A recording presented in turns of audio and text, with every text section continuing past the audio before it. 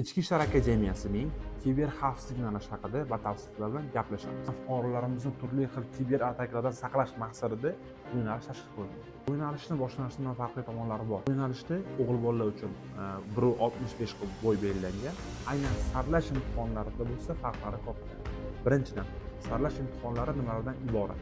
Informatika fanimizda birinchisi bu ikkiga bo'linadi, ya'ni amaliy va nazariyga. Faqatgina buni ro'yxatini Ichki ishlar vaziri tomonidan tasdiqlanadi va ushbu sertifikatlar agar sizda bo'lsa, to'plash mumkin bo'lgan informatika fanidan maksimal ballning 30% beriladi.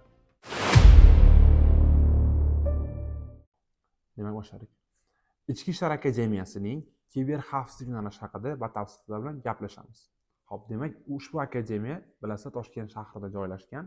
Yo'nalishlari juda ham ko'p, lekin aynan o'tgan yildan boshlab kiber xavfsizlik yo'nalishida qabul jarayoni bo'lib o'tdi. Bu yo'nalish o'zi qanaqa, maqsadlari, o'qishlari, imtihon jarayoni haqida gaplashamiz sizlar bilan. Xo'p, demak, ushbu yo'nalishni ochishdan maqsad hozirgi kunda bo'layotgan kiber jinoyatga qarshi kurash, bu bir.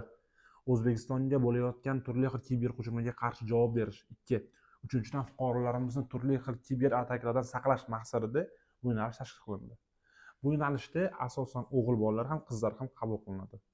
Bu yo'nalishning qabul jarayonlari Ichki ishlar akademiyasining boshqa yo'nalishlari bir qatorda 15-noyabrdan boshlab 15-yilgacha aynan tumandagi ichki ishlar bo'limlari orqali amalga oshiriladi. Agar siz Toshkent shahrida istiqomat qilsangiz, sizga aynan Toshkent shahar ichki ishlar bosh boshqarmasiga borib hujjatlaringizni topshirasiz. Xo'p, bu yo'nalishning boshlanishdan farqli tomonlari bor.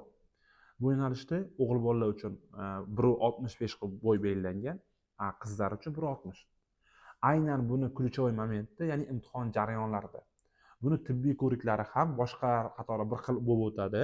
Aynan saralash imtihonlarida bo'lsa farqlari katta. Birinchidan, saralash imtihonlari nimalardan iborat? Birinchisi bu informatika va matematika fanlaridir. Informatika, matematika fanlarida imtihon jarayonlari qanday tarzda amalga oshiriladi? Informatika fanimizda birinchisi bu ikkiga bo'linadi, ya'ni amaliy va nazariyga. Nazariyda sizda o'sha savol bilet tortasiz, savolga javob berasiz. Amaliysi qanaqa bo'ladi desa, ikkita topshiriq beriladi. Ikkalasi ham 15 balldan 30 ball tizimida baholanadi va o'sha amaliy topshiriqlarda, misol uchun, YouTube'da prosmotr sonini cheklab qo'yish yoki bo'lmasa prosmotr ko'rsatmaslik holati yoki qanaqadir shu IT sohasiga aloqador bo'lgan amaliy jarayonda kompyuterda bajarishingiz kerak bo'ladi. Matematika fani imtihoni bo'lsa, bunda 30 talik test beradi va sizga o'sha 30 talik testdan har bittasidan 1 balldan baholanadi. Endi sertifikatlar masalasiga keladigan bo'lsak, sertifikatlar matematika fanidan bilimni baholash agentligi tomonidan berilgan sertifikatlar darajasiga qarab o'tadi. Misol uchun A+ darajaga to'liq 30 tadan 30 tani ball beriladi. Bunda ikkinchisida informatika fanida bo'lsa, informatika fanida xalqaro IT sertifikatlar yoki O'zbekiston Respublikasi tan olingan IT bo'yicha sertifikatlar o'tadi. Faqatgina buni ro'yxatini Ichki ishlar vaziri tomonidan tasdiqlanadi va ushbu sertifikatlar agar sizda bo'lsa, to'plash mumkin bo'lgan informatika fanidan maksimal ballning 30% beriladi. Xo'p, endi siz saralash bosqichidan umumiy 90 balldan 45 ball to'plab o'tdingiz. Keyingi bosqichda boshqa yo'nalishlardan bir qatorda huquq, O'zbekiston tarixi va tarbiya fanlaridan suhbat tarzida imtihon olinadi. Hozir hamma berilishi mumkin bo'lgan bitta savol bor. Aka, jismoniy tarbiya imtihon bo'lmaydimi? Yo'q, bo'lmaydi. Bunda chet tili fani va jismoniy tarbiya fanidan imtihonlar bo'lmaydi. Endi suhbat jarayonlari boshqa yo'nalishlar qatori bir xil baholanish mezoni asosida baholanadi va siz o'sha to'plash mumkin bo'lgan ballda umumiy qiymatida 195 balldan eng maksimal ball o'sha darajangizga qarab olasiz. Ya'ni javob berishingizga, qanaqa tayyorgarligingizga qarab. Ko'pchilik abituriyentlarimiz Ichki ishlar akademiyasida tayyorgarlikda ko'p xatolarni yo'lga qo'yishadi. Ya'ni nizom asosida tayyorgarlik ko'rishmaydi, baholanish mezoniga e'tibor berishmaydi. Hozir esa sizga to'liq nizom asosida baholanish mezonlari bilan bir qatorda sizni mukammal tarzda imtihonlarga tayyorlab beradi. Bizda bayon imtihonlariga, to'liq saralash imtihonlariga va informatika fanidan amaliy va nazariy imtihonlarga tayyorlanishingiz mumkindir. Endi Xo'p, ushbu yo'nalishda juda ham katta bitta zo'r yangilik qilindi. Ushbu yangilik nimadan iborat? Bilasiz, kiber xavfsizlik yo'nalishida o'qish muddati 4 yil, boshqa yo'nalishda 3 yil. Endi ushbu yo'nalishimizda 3 yil o'qishingiz mumkin. Qanday qilib deysizmi? Bunga hozir javob beraman.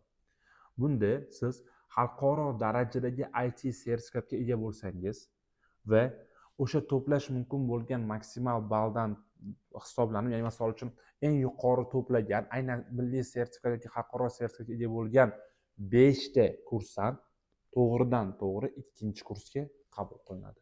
Ya'ni siz birinchi kursda o'qimaysiz, to'g'ridan to'g'ri ikkinchi kursga qabul qilinasiz. Buni hozir yana ham ochiqroq tushuntirib beraman. Misol uchun maksimal ball 195 bo'lsa, siz 150 to'pladingiz. Misol xalqaro sertifikatga egasiz va siz qatori ham 4 ta o'sha bo'lajak kursantlar eng yuqorisidan hisoblangan 5 ta kursant ikkinchi kursdan to'g'ridan to'g'ri o'qishni boshlaydi. Endi bizga aynan shu yo'nalish bo'yicha ko'plab berilgan savollar, bular qaysilar, aka qaysi sertifikatlar o'tadi?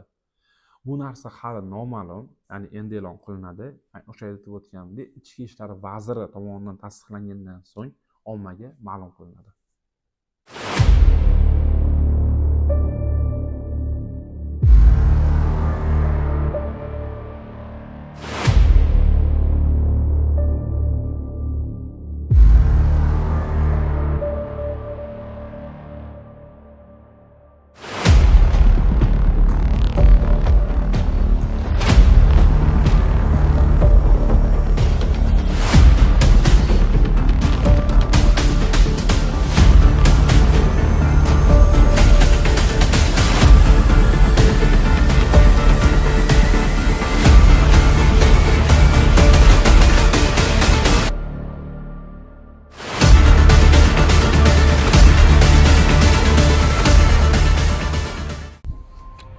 Demak, bu DX akademiyasining qabul nizomi.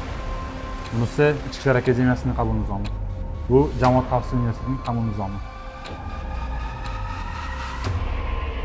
Farzandingizni olib qolishimiz uchun yagona shartimiz bor. Bu eti bizga, suyagi sizga.